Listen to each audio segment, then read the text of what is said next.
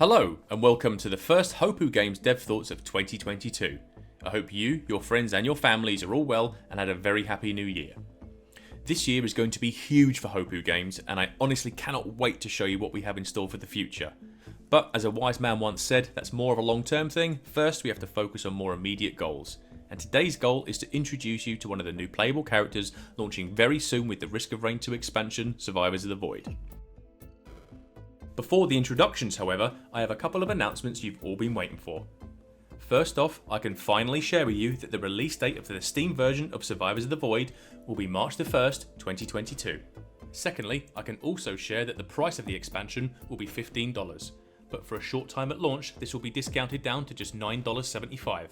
A huge thank you from everyone here at Hopoo Games. And now it's time to meet the first of two new playable characters in the expansion, the Railgunner. The Railgunner is the spiritual successor to the Sniper in Risk of Rain 1, updated with unique tools and mechanics that better suit the fast-paced 3D environment of Risk of Rain 2.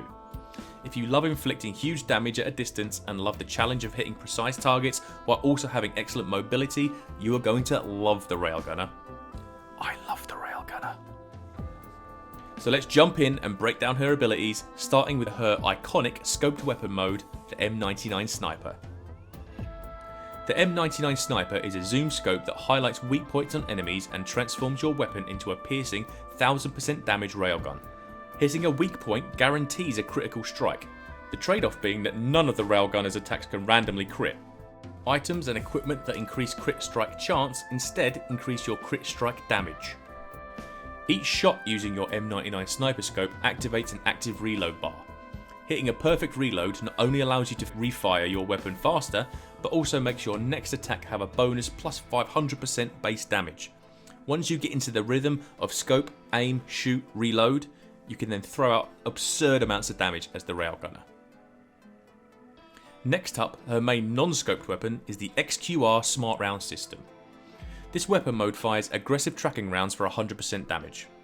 While not the damage powerhouse of her scope modes, the XQR definitely has its uses.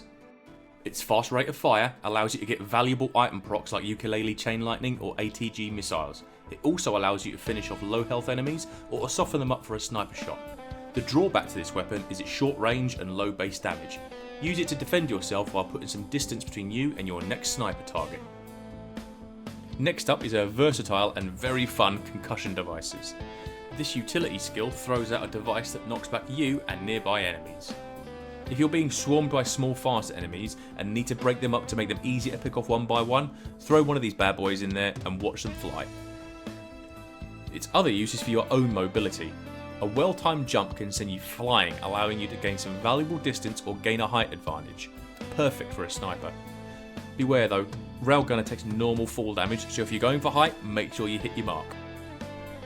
And finally, the Railgunner's special ability, her pièce de résistance, is the Supercharge.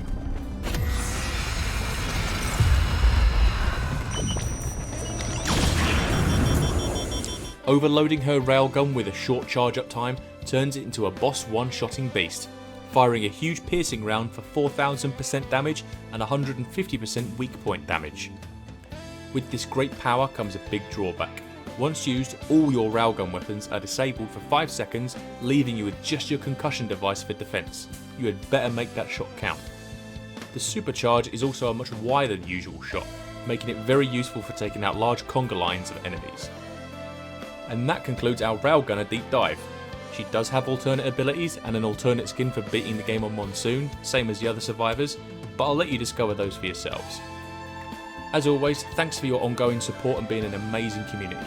I'll be back soon for the next Dev Thoughts when we will be very close to the release of Survivors of the Void.